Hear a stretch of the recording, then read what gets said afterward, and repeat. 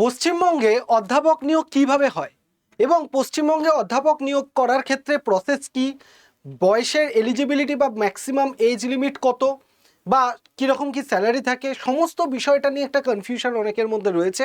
তো আজকের এই ভিডিওতে স্পেসিফিক্যালি ওয়েস্ট বেঙ্গলের কেউ যদি থেকে প্রফেসর হতে চায় বা কলেজে শিক্ষকতা করতে চায়, তাহলে সেক্ষেত্রে ওয়েস্ট বেঙ্গলে প্রফেসর হওয়ার জন্য তোমাকে কি রুলস মেনটেন করতে হবে বা কিভাবে এগোতে হবে, কিভাবে তোমাকে পড়াশোনা করা দরকার, কোন কোন ডিগ্রি তোমার থাকা দরকার, বয়স যোগ্যতা কত থাকা দরকার, সম্পূর্ণ বিষয়টা আজকের এই ভিডিওতে তোমাদেরকে বলবো।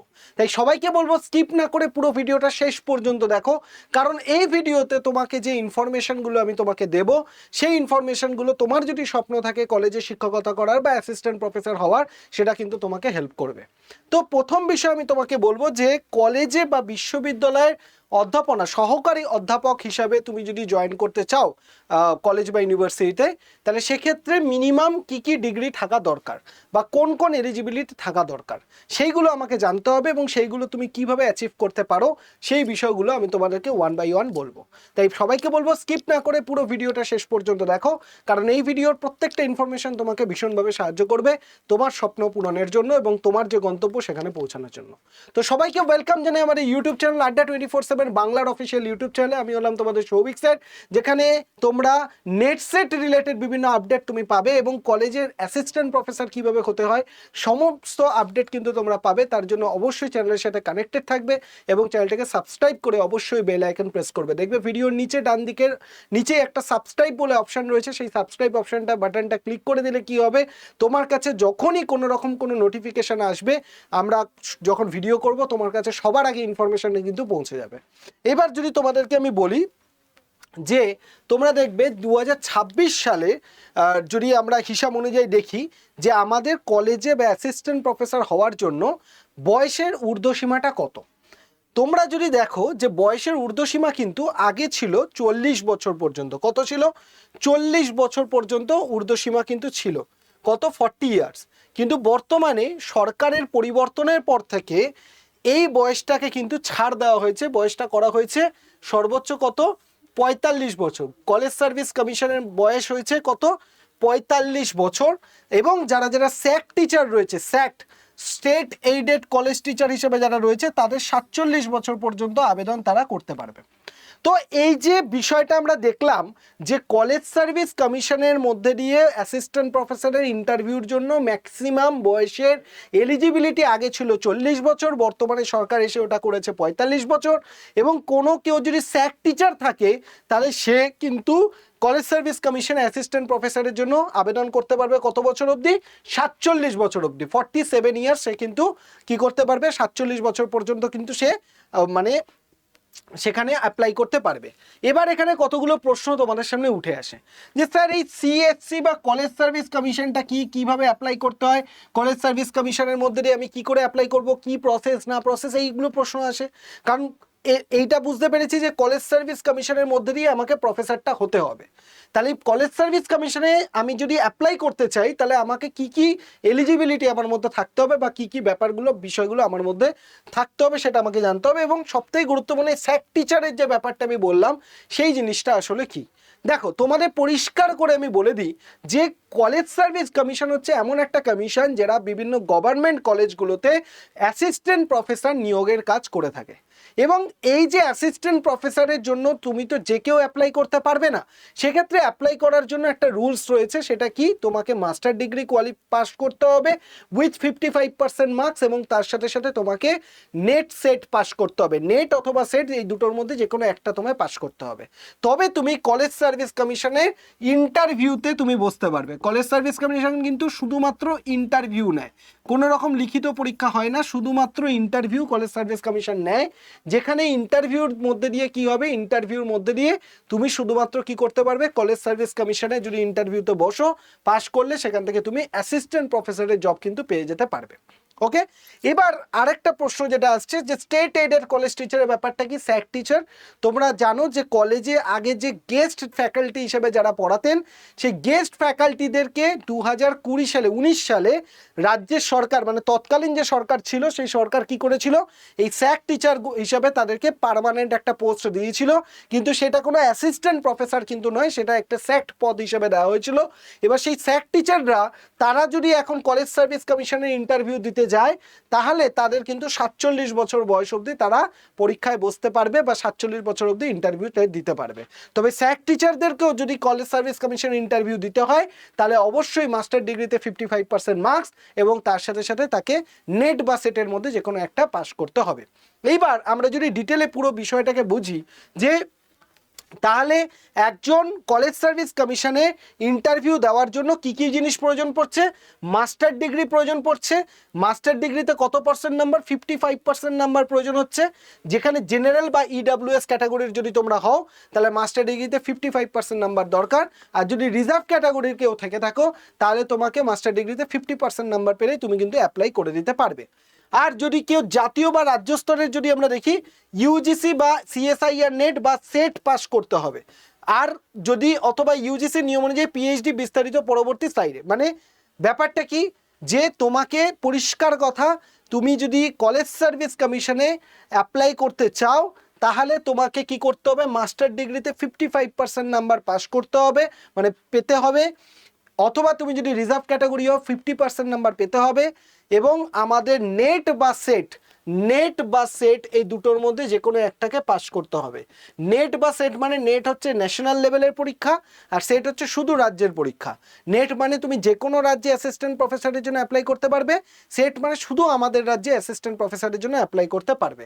এবং অবশ্যই তার সাথে বাংলা ভাষায় পড়া লেখা এবং কথা বলার সাবলীল ক্ষমতা তোমার থাকতে হবে, ঠিক আছে? মানে বাংলা ভাষাটাকে তোমাকে জানতে হবে, বাংলা ভাষায় লেখা পড়া এই ব্যাপারগুলো যেন তোমার মধ্যে জানা থাকে, সেই ব্যাপারটা কনফার্ম করতে হবে। তাহলে এই তিনটে বিষয় যদি তোমার মধ্যে থাকে, যে তুমি যদি মাস্টার ডিগ্রিতে 55% নাম্বার পাও, তার সাথে তুমি যদি নেট বা সেটের মধ্যে যে কোনো একটা ক্লিয়ার করো, বাংলা ভাষায় লেখা পড়া এগুলো তুমি বুঝতে পারো, লিখতে পারো, বলতে পারো, তাহলেই কিন্তু তুমি কলেজ সার্ভিস কমিশনে ইন্টারভিউতে তুমি অ্যাপ্লাই করতে পারবে, এবং অবশ্যই তোমার বয়স যদি 45 বছর মধ্যে হয়। এইবার তুমি যদি দেখো যে তাহলে নম্বরের ছাড়টা কিরকম, তুমি দেখো যদি কেউ নেট পায় এবং সেক্ষেত্রে তার যদি 55% নাম্বার থাকে জেনারেল ক্যাটাগরি এবং ইডাব্লিউএসে তাহলে তো সে অ্যাপ্লাই করতে পারছে। কিন্তু কেউ যদি দেখো যে এসসি কাস্টের মধ্যে রয়েছে বা ওবিসি ক্যাটাগরির মধ্যে রয়েছে বা পিডাব্লিউডি ক্যাটাগরির মধ্যে রয়েছে বা আগে তার পিএইচডি কমপ্লিট হয়ে গেছে, তাহলে তার 50% নাম্বারও মাস্টার ডিগ্রিতে থাকলে কিন্তু সে কিন্তু অ্যাপ্লাই করতে পারবে, ঠিক আছে? তাহলে এই ব্যাপারগুলো যারা রিজার্ভ ক্যাটাগরির মধ্যে রয়েছে তাদের কিন্তু 5% ছাড় মানে 50% নাম্বারেই তারা অ্যাপ্লাই করে দিতে পারবে। এবার কিছু কিছু যারা আছেন মানে অ্যাসপিরেন্টস যাদের নেট সেট ছাড়াও কলেজ সার্ভিস কমিশনে অ্যাপ্লাই করতে পারবে। এবার তারা কারা যাদের নেট সেট প্রয়োজন নেই সেটা একটু দেখে নাও। প্রথম, আপনার কি পিএইচডি আছে? উত্তর যদি না হয় তাহলে নেট সেট বাধ্যতামূলক। এরকম অনেক লোক মানে এক্সপিরিয়েন্স রয়েছেন কলেজ সার্ভিস কমিশনের যাদের হয়তো নেট সেট নেই কিন্তু কলেজ সার্ভিস কমিশনটা হয়তো তাদের এই পিএইচডিটা হয়তো তাদের কমপ্লিট। এবার স্যার তোমরা বলে স্যার নেট সেট নেই পিএইচডি হলো কি করে? কারণ তোমরা নিশ্চয়ই জানো যে আগে নেট সেট না হলেও তুমি কলেজ বা ইউনিভার্সিটির রিসার্চ এন্ট্রান্স টেস্ট রেট বলে যে পরীক্ষা হতো সেই পরীক্ষায় যদি তুমি পাশ করে যাও তাহলেই তুমি সেই ইউনিভার্সিটিতে পিএইচডি করতে পারতে। সেখানে নেট সেট ছাড়াই তোমার পিএইচডি কমপ্লিট হয়ে যেত, এবং তোমার যদি পিএইচডিটা কমপ্লিট হয়ে যায় তাহলে তুমি ডাইরেক্ট কলেজ সার্ভিস কমিশনে অ্যাপ্লাই করতে পারবে, সেক্ষেত্রে নেট সেটের তোমার প্রয়োজনীয়তা থাকবে না। কিন্তু যদি তোমার পিএইচডি না থাকে তাহলে কিন্তু তোমাকে নেট সেটটা অবশ্যই ক্লিয়ার করতে হবে, তবেই তুমি কলেজ সার্ভিস কমিশনে ইন্টারভিউ দিতে পারবে। এবং যদি পিএইচডি থাকে ইউজিসি 2009 বা 2016 রেগুলেশন অনুযায়ী তাহলে কিন্তু তোমাকে কি হতে হবে, তাহলে তোমার আর নেট সেটের প্রয়োজনীয়তা বা প্রয়োজন পড়বে না। এবার এখানে আমি কতগুলো কথা বলবো যে পিএইচডি করতে গেলে বা পিএইচডি থাকলেও ঠিক আছে, কিন্তু সেক্ষেত্রে কতগুলো রুলস রয়েছে, 5টা শর্ত মেনে তোমাকে করতে হবে। কি কি?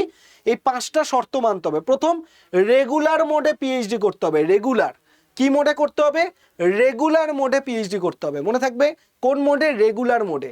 তাহলে কারোর ধরো নেট সেট নেই, তার পিএইচডি কমপ্লিট আছে, সে ডাইরেক্ট কলেজ সার্ভিস কমিশনে অ্যাপ্লাই করতে পারবে, কিন্তু তাকে কি কি মানতে হবে? তাকে রেগুলার মোডে পিএইচডি করতে হবে, প্রথম 1 নম্বর। দ্বিতীয়ত, দুজন এক্সটার্নাল পরীক্ষক দ্বারা থিসিসকে মূল্যায়ন করতে হবে।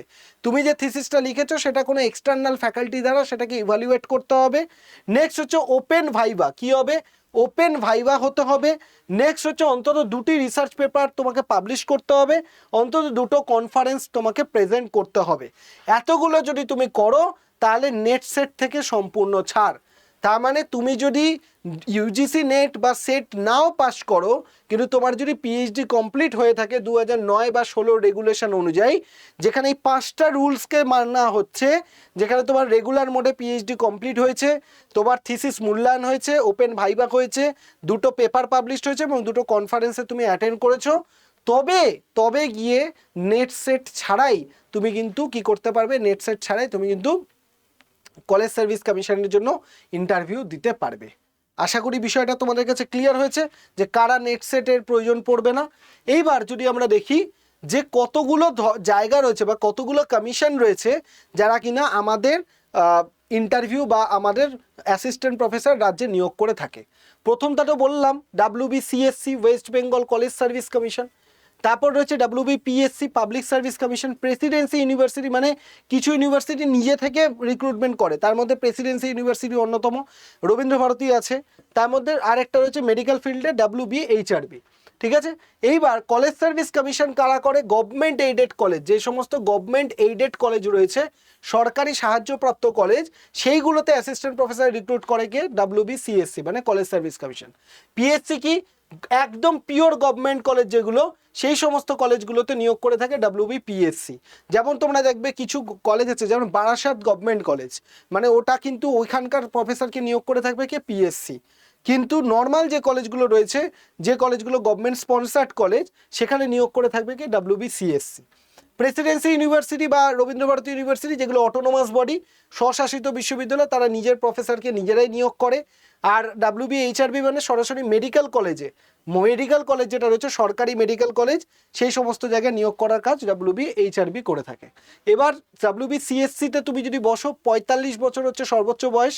পিএসসির বয়স 41 বছর, কিন্তু এটাও এখন প্রায় 45ই করে দেওয়া হয়েছে। ঠিক আছে, নেক্সট হচ্ছে তোমরা প্রেসিডেন্সিটাও 40 না কেটে এটাও 45ই ধরে চলো, কারণ এখন সব জায়গায় বয়সটা বেড়ে গেছে। এটাও 45 বছর তো রয়েছে। তো সমস্ত জায়গায় মোটামুটি বয়স তোমরা 45 বছরই ধরে চলতে পারো যে কলেজ সার্ভিস বা প্রফেসর হওয়ার ইন্টারভিউ তোমার দিতে হবে। এবার যদি আমরা দেখি কলেজ সার্ভিস কমিশনে যদি অ্যাপ্লাই করতে চাও, জেনারেল ক্যাটাগরি হলে 2500 টাকা, রিজার্ভ ক্যাটাগরি হলে 1250 টাকা ফর্ম ফিল আপের জন্য তোমায় দিতে হবে। এবং তুমি যদি পিএসসির জন্য করো 210 টাকা। আর বাকি প্রেসিডেন্সিটা তথ্য মানে ডিপেন্ড করে, এক এক সময় এক একটা হয়। আর মেডিকেল কলেজে করতে গেলে সেখানে 210 টাকা তোমাকে ফর্ম ফিল আপ করতে হবে। সব থেকে বেশি কলেজ সার্ভিস কমিশনের ফর্ম ফিল আপের চার্জ কিন্তু নিয়ে থাকে। ঠিক আছে, এইবার যদি তোমরা দেখো যে পিএসসি মানে গভর্নমেন্ট কলেজ এবং প্রাইভেট না, অটোনোমাস যে কলেজ রয়েছে, দুটো কলেজের মধ্যে কিভাবে নিয়োগ হয়। সিএসসিটা তো মোটামুটি আমি তোমাদের বললাম যে কলেজ সার্ভিস কমিশনের মধ্যে দিয়ে কীভাবে নিয়োগ হয় সেটা তো তোমাদেরকে আমি বলেই দিলাম। কিন্তু পাবলিক সার্ভিস কমিশন যারা গভর্নমেন্ট পিওর গভর্নমেন্ট কলেজগুলোতে অ্যাসিস্ট্যান্ট প্রফেসর নিয়োগ করে থাকে, সেটা কীভাবে হয়? স্ক্রিনিং টেস্ট, আবেদনকারীর সংখ্যা বেশি হলে সাক্ষাৎকারের আগে লিখিত স্ক্রিনিং টেস্ট হয়। এটা মাথায় রাখতে হবে। যদি কলেজ সার্ভিস কমিশনের যেমন কোনো লিখিত পরীক্ষা হয় না, কিন্তু পাবলিক সার্ভিস কমিশনে যদি মানে বেশি পরিমাণে লোক অ্যাপ্লাই করে, সেক্ষেত্রে পাবলিক সার্ভিস কমিশনে কিন্তু আবার একটা লিখিত পরীক্ষা নিয়ে থাকে। মানে পাবলিক সার্ভিস কমিশনে কিন্তু লিখিত পরীক্ষা হয়, কলেজ সার্ভিস কমিশনে লিখিত পরীক্ষা মানে হয় না, ওখানে শুধু ইন্টারভিউ হয়। কিন্তু পাবলিক সার্ভিস কমিশনে লিখিত পরীক্ষা প্লাস ইন্টারভিউ হয়। তারপর ইন্টারভিউর সময় বাংলা ভাষায় দক্ষতা পরীক্ষা আবশ্যিক। মানে তোমার যখন ইন্টারভিউ হবে তখন একটা ল্যাঙ্গুয়েজ প্রফিসিয়েন্সি টেস্ট হয়, যেখানে বাংলা ভাষাটাকে টেস্ট করা হয়। আর প্রেসিডেন্সি বা যে সমস্ত অটোনোমাস ইউনিভার্সিটি, সেখানে কি হচ্ছে, র্যাঙ্কিংয়ের QS বা দ্য ARWU এরকম র্যাঙ্কিংয়ে বিশ্বের শীর্ষ 500 ইউনিভার্সিটি থেকে যদি পিএইচডি থাকে সেখানে সরাসরি ইন্টারভিউর মাধ্যমে সুযোগ। মানে তুমি ধরো বিশ্বের যে সমস্ত টপ র্যাঙ্কিং ইউনিভার্সিটি সেখান থেকে যদি তুমি পিএইচডি করে থাকো তাহলে আর তোমাকে কোনো পরীক্ষা টরীক্ষা দিতে পারে, সরাসরি ইন্টারভিউর মাধ্যমেই তোমাকে নিয়োগ করা হবে। আর রেসিডেন্সি রুল, যদি তুমি আবাসিক টিচার হতে চাও তাহলে তোমাকে ক্যাম্পাসের মধ্যে থাকাটা অত্যন্ত গুরুত্বপূর্ণ, মানে ক্যাম্পাসে থেকে তোমাকে প্রফেসর বা পড়াতে হবে বা চাকরি করতে হবে, ঠিক আছে। তো এটা গেল সিএসসি আর পিএসসির মধ্যে পার্থক্য। কলেজ সার্ভিস কমিশন কিন্তু তোমার নেট সেট পাস থাকলে আর কোনো পরীক্ষা নেয় না, শুধু ইন্টারভিউ নেয়। কিন্তু পিএসসি কিন্তু তোমার নেট সেট পাস থাকলেও তোমাকে আবার আলাদা করে পরীক্ষা দিতে হবে এবং সেখান থেকে তোমাকে ইন্টারভিউ কিন্তু দিতে হতে পারে, মানে ইন্টারভিউ দিতে হবে। এবার আমরা যদি দেখি যে তাহলে মেধা তালিকা কিভাবে তৈরি হয়, তাহলে আমাদের যে 100 পয়েন্টের মেধা তালিকা, মানে আমাদের যে অ্যাসিস্ট্যান্ট প্রফেসরের যে মেধা তালিকা বা কাট অফ মার্কস যে তৈরি হবে, সেটা কিভাবে তৈরি হবে? পিএইচডি বা এমফিল, তোমার যদি পিএইচডি বা এমফিল কমপ্লিট করা থাকে তাহলে তুমি 30 নম্বর পাবে, ঠিক আছে। যদি তোমার পিজি পোস্ট গ্র্যাজুয়েশন থাকে তাহলে তুমি 25 নম্বর পাচ্ছ, ঠিক আছে। নেক্সট হচ্ছে স্নাতক, গ্র্যাজুয়েশনের যদি তোমার 80% নাম্বার যদি থাকে, এখানে 80%, এখানেও 80%, তাহলে তুমি 15 নম্বর পাচ্ছ। নেট সেট জেআরএফ যদি তোমার থাকে, নেট জেআরএফ সেট যদি থাকে সর্বোচ্চ 7 নম্বর তুমি পাচ্ছ, জেআরএফ সহ নেট শুধু 7, শুধু নেট পেলে 5, সেট পেলে 3। তাহলে তুমি যদি জেআরএফ পেয়ে তুমি ধরো জেআরএফ পেয়েছো তাহলে তুমি 7 নম্বর পাবে, যদি শুধু নেট পাও 5 নম্বর, শুধু সেট পেলে 3 নম্বর তুমি পাবে। প্রকাশনা, যদি তোমার পাবলিকেশন থাকে প্রকাশনা, তাহলে সর্বোচ্চ 10 নম্বর তুমি পেয়ে যাবে যদি পিয়ার রিভিউ জার্নালে তুমি পাবলিশ করো। আর যদি শিক্ষাগত বা গবেষণার ক্ষেত্রে অভিজ্ঞতা তোমার থাকে তাহলে সর্বোচ্চ 10 নম্বর তুমি পাবে, প্রতি বছরের জন্য 2 নম্বর করে তুমি এক্সপিরিয়েন্স নাম্বার পেয়ে যাবে। তার মানে তুমি যখন কলেজ সার্ভিস কমিশনে ইন্টারভিউ দিতে যাবে সেখানে তোমার সিলেকশনটা হবে কি হবে না নির্ভর করছে কিন্তু তোমার শুধু ইন্টারভিউর ওপরে নয়, সেখানে আরও কতগুলো বিষয় থাকছে। পিএইচডি কমপ্লিট থাকলে 30 নম্বর পাচ্ছ, স্নাতকোত্তর 80% পেলে 25 নম্বর পাচ্ছ, গ্র্যাজুয়েশনে 80% পেলে 15 নম্বর পাচ্ছ, ঠিক আছে। নেট সেট মানে জেআরএফ থাকলে তুমি 7, নেট থাকলে 5, সেট থাকলে 3 পাচ্ছ। পিয়ার রিভিউ জার্নালে যদি তোমার পাবলিশ করা থাকে তাহলে সেখানে 10 নম্বর পাচ্ছ, এবং অভিজ্ঞতা থাকলে প্রতি বছরের অভিজ্ঞতার জন্য 10 নম্বর করে তুমি মানে 2 নম্বর করে পাচ্ছ, সর্বোচ্চ 10 নম্বর কিন্তু তোমার এখানে তুমি পেয়ে যেতে পারবে। তার মানে তোমার শুধু নেট সেট পাস হলে হবে না, যদি তুমি পিএইচডি কমপ্লিট করে থাকো তোমার স্কোরটা আরও বাড়বে, তুমি যদি রিসার্চ জার্নাল পাবলিশ করে থাকো সেখানে তোমার সুযোগ বাড়বে। তো এইগুলো যদি তোমার কমপ্লিট করা থাকে তাহলে কিন্তু তোমার স্কোরগুলো অটোমেটিক্যালি আরও ইমপ্রুভ হতে থাকবে, ঠিক আছে। তাই আমি তোমাদেরকে বলবো যে এই ভিডিওটার মধ্যে দিয়ে আশা করি তোমাদের কাছে পুরো বিষয়টা ক্লিয়ার হয়ে গেছে যে কিভাবে কলেজের অ্যাসিস্ট্যান্ট প্রফেসর হতে হয়, সেই বিষয়টা তোমাদের কাছে পুরোপুরি ক্লিয়ার। তাহলে এখন থেকে তোমরা এই ব্যাপারটা বুঝে গেছো যে তোমাকে কলেজ সার্ভিস কমিশনে যদি তোমাকে পেতে হয় চান্স বা পিএসসি পাবলিক সার্ভিস কমিশনে, তাহলে অবশ্যই করে নেট বা সেট পরীক্ষাটা পাস করতে হবে, ঠিক আছে। আর এই নেট বা সেট কিন্তু আগামী ডিসেম্বর মাসে হতে চলেছে, আগামী ডিসেম্বর মাসে আমাদের নেট বা সেট পরীক্ষা কিন্তু হতে চলেছে। তাই এই ডিসেম্বরে নেট সেটের পরেই তুমি মোটামুটি ধরে নাও ফেব্রুয়ারি মার্চ করে কলেজ সার্ভিস কমিশনের আবার অ্যাপ্লাই শুরু হবে। এবছরই এপ্রিল মাসে অ্যাপ্লাই হয়েছে, আবারও ফেব্রুয়ারি মার্চ এরকম করে 2027 সালে কিন্তু কলেজ সার্ভিস কমিশনে অ্যাপ্লাই হতে শুরু করবে। কত সালে কলেজ সার্ভিস কমিশনের অ্যাপ্লাই হবে? মোটামুটি তোমরা ধরে নাও মার্চ মাস নাগাদ অ্যাপ্লাই কিন্তু হওয়া স্টার্ট হবে, মার্চ 2027। তাহলে এই কলেজ সার্ভিস কমিশনে যদি তুমি চাও অ্যাপ্লাই করবে তাহলে অবশ্যই করে ডিসেম্বরে নেট সেটটাকে কিন্তু তোমাকে পাস করতেই হবে। আর ডিসেম্বরে যদি তুমি নেট সেট পাস না করতে পারো তাহলে কিন্তু মার্চে তুমি আর অ্যাপ্লাই করতে পারবে না। তাহলে এই রিলেটেড সমস্ত আপডেট পাওয়ার জন্য অবশ্যই আমাদের হোয়াটসঅ্যাপ গ্রুপটা জয়েন করে যাও 8583890659। এই নাম্বারে তুমি নেট সেট লিখে আমাকে হোয়াটসঅ্যাপ করো, আমি আমাদের সমস্ত ডিটেলস তোমাদের জানিয়ে দেবো, যা যা দরকার যা যা কিছু প্রয়োজন, যখন কিছু আপডেট আসবে সবটা তোমাদের বলবো। তাই হোয়াটসঅ্যাপ গ্রুপে জয়েন করতে কেউ ভুলবে না। এবং তার সাথে সাথে তোমাদের বলে রাখতে চাই যে ডিসেম্বরে তুমি যদি মনে করো যে নেট সেট এক্সামটা তুমি ক্লিয়ার করতে চাও তাহলে আমি আড্ডা 24/7-এ তোমাদের জন্য দুটো ব্যাচ নিয়ে এসেছি। একটা হচ্ছে পেপার 1-এর ব্যাচ, একটা পেপার 1 শুধু পেপার 1-এর ব্যাচ, আর একটা হচ্ছে পেপার 1, আর একটা হচ্ছে পেপার 1 প্লাস জিওগ্রাফি, কারণ আমার জিওগ্রাফি সাবজেক্ট তাই জিওগ্রাফি। এই দুটো ব্যাচ আমি তোমাদের জন্য নিয়ে এসেছি, পেপার 1 আর একটা হচ্ছে পেপার 1 প্লাস জিওগ্রাফির ব্যাচ। তো তোমরা পেপার 1-এর ব্যাচ বা জিওগ্রাফির ব্যাচের মধ্যে কি কি পেয়ে যাবে একটু ভালো করে দেখে নাও। তোমরা তো ক্লাস পাচ্ছ, তার সাথে সাথে ফুল সিলেবাসের উপর ভিত্তি করে মেটেরিয়াল পাবে, ফুল সিলেবাসের উপর ভিত্তি করে ফুল সিলেবাসের উপর ভিত্তি করে পিডিএফ পাচ্ছ, ঠিক আছে? যে পিডিএফ একদম পুরো সিলেবাস, তোমাকে আর কোনো বই কিনতে হবে না, 1 নম্বর। দ্বিতীয়ত তুমি কি পাচ্ছ? দ্বিতীয়ত তুমি পাচ্ছ প্রিভিয়াস ইয়ারের কোশ্চেন পেপার, PYQs পাচ্ছ। তার সাথে তুমি কি পাচ্ছ? মক টেস্ট পাচ্ছ, মক টেস্ট। তার সাথে কি পাচ্ছ? মক টেস্ট পাচ্ছ। এবং লাস্টে একটা জিনিস আমি তোমাদেরকে ফ্রি প্রোভাইড করেছি, অলরেডি ব্যাচে আমি তোমাদের ফ্রি দিয়ে দিয়েছি, সেটা হচ্ছে ই বুক। কি দিয়েছি? ই বুক তোমাদেরকে ফ্রি দিয়েছি, যেখানেও প্রচুর পরিমাণে প্র্যাকটিস কোশ্চেন পেপার তোমরা পেয়ে যাবে, যেখানে প্রচুর পরিমাণে প্র্যাকটিস কোশ্চেন পেপার কিন্তু তোমরা পেয়ে যাবে এইখানে। তো এই যে ব্যাচটা, পেপার 1-এর যে ব্যাচটা, সেই ব্যাচটার অ্যাকচুয়াল দাম ছিল 2099, 2099। অ্যান্ড পেপার 1+ জিওগ্রাফির ব্যাচটা অ্যাকচুয়াল দাম 6099, 6099 টাকা। কিন্তু এই মুহূর্তে তুমি যদি দেখো যে তোমার কিন্তু এই মুহূর্তে আমাদের আড্ডা 24/7 বেঙ্গলিতে ইন্ডিপেন্ডেন্স ডের কি হচ্ছে স্পেশাল অফার কিন্তু আমাদের চলছে। 30% অফ থাকছে সমস্ত কোর্সের ওপর। কত পার্সেন্ট অফ? 30% অফ তোমরা পেয়ে যাচ্ছ। এবং এখানে তুমি যদি আমাদের ইন্ডিয়া 30, IND30 যদি কোডটাকে ইউজ করো, সম্পূর্ণ সমস্ত ব্যাচের ক্ষেত্রে তুমি 30% ডিসকাউন্ট কিন্তু পেয়ে যাবে। কত পার্সেন্ট? 30%। মানে 2099 টাকার যে কোর্সটা সেটাও 30% কমে যাবে, এবং 6099 টাকা সেটাও কিন্তু 30% তোমার কমে যাবে, ঠিক আছে? মোটামুটি তুমি যদি এই ব্যাচের ব্যাপারে আরও ডিটেল ইনফরমেশন পেতে চাও, এই যে নাম্বারটা যেটা দেখতে পাচ্ছ 8130209247, এই নাম্বারে ফোন করে 1 প্রেস করবে, তোমাকে আমাদের টিম সম্পূর্ণ বিষয়টা বুঝিয়ে দেবে। এবং তুমি যদি মনে করো যে আমাদের এই লাইভ ক্লাস কিন্তু অলরেডি শুরু হয়ে গেছে আগস্টের 1 তারিখ থেকে, এখন যদি জয়েন করো আগের ক্লাসগুলো রেকর্ডিং পেয়ে যাবে, আপকামিং ক্লাসগুলো লাইভ কিন্তু তোমরা পেয়ে যাবে।